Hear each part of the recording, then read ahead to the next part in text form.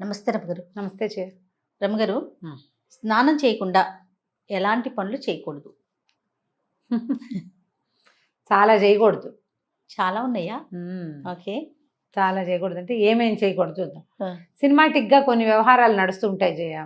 ఊళ్ళల్లో ఓ రకం. చాలా పనులయ్యాక గానీ ఊళ్ళో కొన్ని కమ్యూనిటీస్‌లో స్నానాలు చేయరు.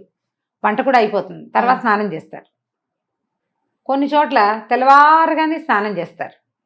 తెల్లారగానే స్నానం చేసేస్తే వాకిళ్ళు ఊడ్చుకోవాలా? ఇల్లు ఊడ్చుకోవాలా? స్నానం చేశాక ఇల్లు ఊడవటము, బట్టలు ఉతకటము అవన్నీ చేయాలంటే ఒక చికాగ్గా ఉంటుంది ఆ. కదా. పొద్దుటి పూట కొన్ని ప్రత్యేకమైన పనులు, వాకిలి ఊడ్చి ముగ్గేసుకోవటం, వాకిలి ఊడ్చి ముగ్గి నీళ్లు చల్లటం, ఆ. లేదా వాకిలి వరండా కడుక్కోవటం. పని మనిషి చేస్తుంది అనుకో, బాధే లేదు. పనమ్మాయి ఇస్తుంది, ఎప్పుడో చేసేస్తుంది, ఓకే. లేకపోతే మనమే చేసుకోవాలంటే వాకిలి ఊడ్చి ముగ్గేసుకోవాలి. నిద్ర లేవగానే బ్రష్ చేసుకోవాలి. ఈ బ్రష్కి ముందా వెనక అనేది మీ చాయిస్.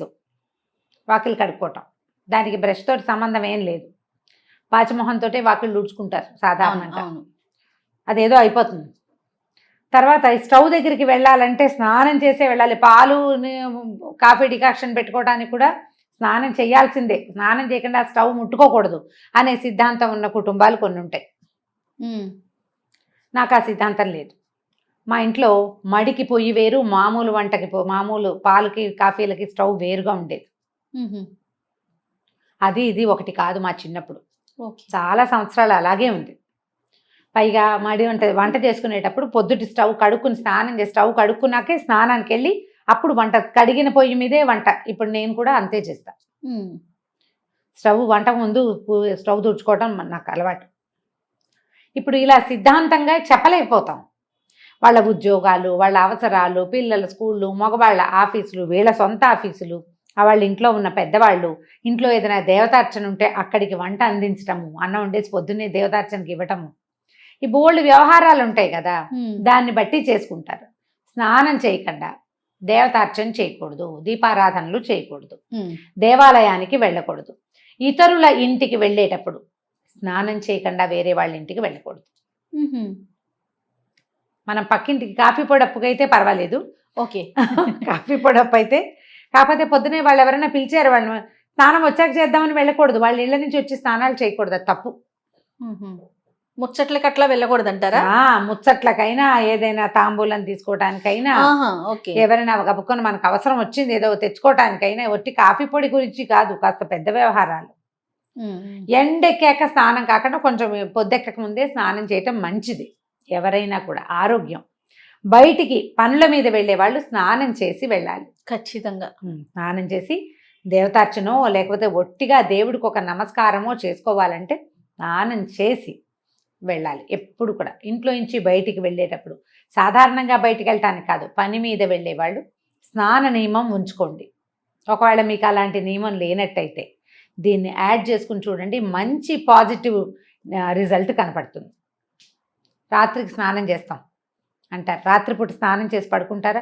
రాత్రిగా స్నానం చేసాం, పొద్దునే స్నానం ఎందుకు? అది మొహం కడుక్కుని వెళ్ళిపోతారు. స్నానం చేయకుండా కార్యాలయాలకి వెళ్ళకూడదు. ఒకటి, లక్ష్మీదేవి సహించదుట వీటిని. ఓహో, అది యాడ్ చేస్తే తప్ప మనం పని చేయము. మరి సూర్యోదయం అయ్యాక స్నానం అనేది మన నియమం. రాత్రిపూట స్నానం అసలు ఆరోగ్యమే కాదు. ఎండాకాలం చెమట్లకు ఉండలేక ఏదో 8, 9 నీళ్ళు పోసుకుంటాం, కానీ అసలు రాత్రిళ్ళు స్నానం హెల్దీయే కాదు, చాలా బ్యాడ్ హెల్త్. సాయంత్రమే చీకటి పడుతూ ఉండగా స్నానం చేయొచ్చు. రాత్రిళ్ళు పడుకునే ముందు అన్నాలు తినేసి పడుకునే ముందు చెమట పోస్తుందని ఓ బకెట్ నీళ్ళు పోసుకుని పడుకుంటారు చూడు, వీళ్ళకి వాతపు బాధలు అధికంగా ఉంటాయి. ఆయుర్వేద వైద్యులు వద్దని చెప్తారు. రాత్రిపూట స్నానం చేయకూడదు. గర్భవతులు చేయకూడదు, బయట పీరియడ్స్లో ఉన్న వాళ్ళు చేయకూడదు. తర్వాత డెలివరీ అయిన వాళ్ళు, కొత్తగా డెలివరీ అయిన వాళ్ళు, పిల్లలకి పాలిచ్చేవాళ్ళు, వృద్ధులు, మెనపాజ్లో ఉన్నవాళ్ళు, తర్వాత ఏమో ఒళ్ళు నొప్పులు అవి బద్ధకము హెచ్చుగా ఉండేవాళ్ళు రాత్రిళ్ళు స్నానం చేయకూడదు.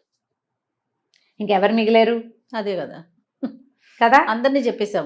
ఇంకెవరు మిగిలేరు? ఇప్పుడు రాత్రి చేసిన స్నానాలు లెక్కెట్టుకుని పొద్దున్నే నీళ్ళు పోసుకోకుండా బయటికి వెళ్ళిపోతే అదేం ప్లస్ అవ్వదు మనకి. పిల్లలు కూడా కొంతమంది స్కూల్స్కి వెళ్ళిపోతారు రమ్మగారు, నైటే చేసాం కదా అనేసి పొద్దున్నే బ్రష్ చేసుకుని వెళ్ళిపోయే పిల్లలు కూడా చూశాను. సూర్యోదయం తర్వాత స్నాన విధి అత్యావశ్యకము. మన ఆధ్యాత్మికమైన వ్యవహారమే ఇది. శుభ్రత కూడా, స్నానం చేసిన మొహానికి చేయని మొహానికి తేడా ఉండదు, మరి ఉంటుంది కదా. ఫ్రెష్నెస్, నీళ్లు మన పైనుంచి బాడీ పడతాయి. ఫీల్ అవుతుంది ముందు. అది మన మొహంలోకి వస్తుంది కదా. పైనుంచి మొహం కడుక్కుంటాం, మొహం కడుక్కుంటే వచ్చే ఫ్రెష్నెస్ మొహం కడిగినట్టే ఉంటుంది కదా.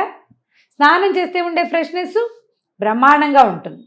తర్వాత ఏంటంటే బ్లడ్ సెల్స్ యాక్టివ్ అవుతాయి. సన్నీళ్ళు పోసుకున్నాం అనుకో జల్లు అంటుందా ఒళ్ళు ఒక్కసారి. ఆ జల్లు అనగా నరాలకి సత్తు వస్తుంది. స్నానము అత్యవశ్యకమైన విధి.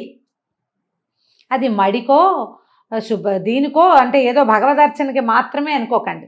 మీ శరీరానికి మీరు చేసే అర్చన స్నానం అంతే.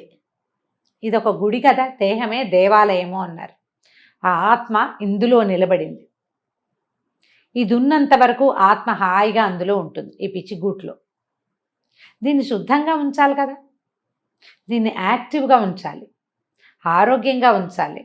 ఇది ఉంటేనే అది ఉంటుంది, ఇది లేకపోతే అది ఉండదు. అవును. ఆత్మారాముడిని సంతోష పెట్టద్దు మనం. స్నానం చేయండి, అదే పెద్ద సంతోషం. తర్వాత సంతోషాలు మిగిలినవి. స్నానం చేయటం, అన్నం తినటం, వేళకి నిద్రించటం మానవ దేహానికి అత్యంత ఆవశ్యకమైన విషయాలు. కాబట్టి పూజ చేసుకోవాలి పొద్దున, దేవతా నమస్కారం చేసుకోవాలి పొద్దున్నే. మనకి విధులు చెప్తారు. మన కార్తీకము, మాఘము, వైశాఖ మాసం ఉదయకాల స్నానాలు. కనీసం ఆ 3 నెలలు 2 నెలలని చేసేయడమంటారా నాయన అని ఇలాంటి వాళ్ళు ఉన్నారండి. ఆ 2 నెలలు ఖచ్చితంగా పెట్టారు. ఈ నిత్య స్నానమే కాకుండా అప్పుడప్పుడు నదీ స్నానాలు, సముద్ర స్నానాలు కూడా పెట్టారు. తీర్థ స్నానాలు, ఎక్కడికైనా వెళ్తే, ఏ తిరుమల వెళ్ళాం అక్కడ చక్కగా తీర్థంలో స్నానం చేయటం, ఎక్కడికో వెళ్తాం, కంచికో కాశీకో వెళ్తాం, అక్కడ గంగా నదిలో నదీ స్నానం ఎంత మంచిదో అది.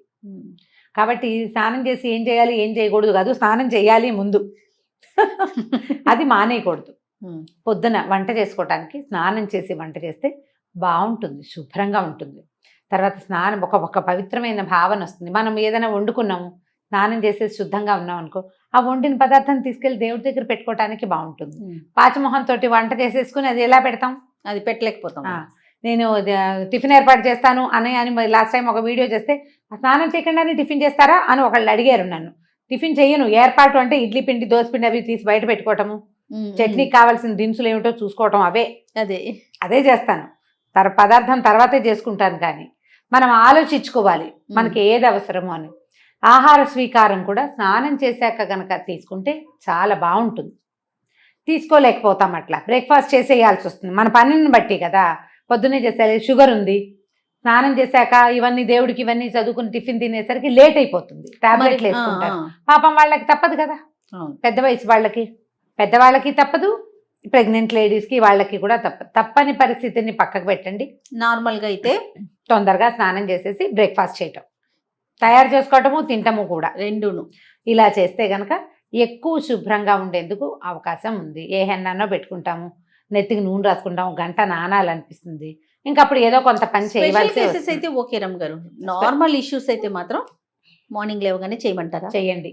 పొద్దునే స్నానం చేస్తే, స్నానం చేయకుండా పూజ ఎలా చేయకూడదు, భోజనం అలా చేయకూడదు, భోజనము ఎలా చేయకూడదు, బయటికి అలా వెళ్ళకూడదు. ఇవి 3. ఇంకేముంది రమ్మగారు, ఖచ్చితంగా స్నానం చేయాల్సిందే. మిగిలిన మీ ఇష్టం, ఇంకా మేమే మిగిలిన అన్నీ చెప్పారు. రైట్. ఏదేమైనా మార్నింగ్ లేవగానే స్నానం చేయటం ఉత్తమం. మీరు పూజ గీజ ఏం చెయ్యరు. ఒక ప్లస్ పాయింట్ చెప్తా, పూజ చేయరు మీరు. ఓకే, మీకు అలవాటు లేదు. ఇంట్లో ఎవరైనా దీపం పెట్టుకుంటారు, లేకపోతే లేదు, అది కూడా మనకు అక్కర్లేదు. మగవాళ్ళకి చెప్తున్నా, స్నానం చేయగానే బయట ఏ బాల్కనీలోనో కిటికీలోనో సూర్యుని చూసి దండం పెట్టుకోండి. సూర్యుడికి చేసే నమస్కారం ప్రత్యక్ష నారాయణుడు అద్భుతమైన ఫలితాన్ని ఇస్తుంది. ఇప్పటిదాకా మీకు అలవాటు లేకపోతే, ఒకవేళ మీరు కనుక ఈ వీడియో వింటూ ఉంటే, రేపటి నుంచి దీన్ని ప్లస్ చేసుకుని చూడండి. మగవారైనా ఆడవారు కూడా చేయొచ్చు. ఆడవాళ్ళు ఎలాగో చేస్తారు. ఓకే, మీకు అలవాటు లేకపోతే అని చెప్తున్నాను. మీ ఇంట్లో అంటే దీపం, అమ్మాయి దీపం పెట్టుకుంటుంది, అతనికి అలవాట్లేదు, అతనికి ఒకవేళ అసలు మన ఇంట్లో దీపాలే లేవు, ఇది జాతి విచక్షణ లేదు. ప్రతి ఒక్కరు అసలు పూజలు గీజలు చేయరు, మీరేదో ప్రార్థన చేసుకుంటారు, మీ విధానాలు మీకున్నాయి. అయినా కూడా మీకు సూర్యుడు అవసరమే కదా, సూర్యుడు అందరి వారుడు కదా. స్నానం చేసి సూర్యుడిని చూడండి పొద్దున్నే, బిఫోర్ 9 చేయండి, చాలా మంచిది. మీకు ఆ సూర్యుని చూడడానికి నచ్చింది అనుకోండి, కాసేపు కళ్ళు మూసుకుని అక్కడే నుంచోండి, ఆ సూర్యకిరణాలు పడేలాగా. ఇంకా సూపర్. ఒక 21 డేస్ చేసి మీలో ఏ మార్పు సంభవించిందో హోల్ హార్టెడ్గా ఇంకొకళ్ళకి చెప్పండి. Sure.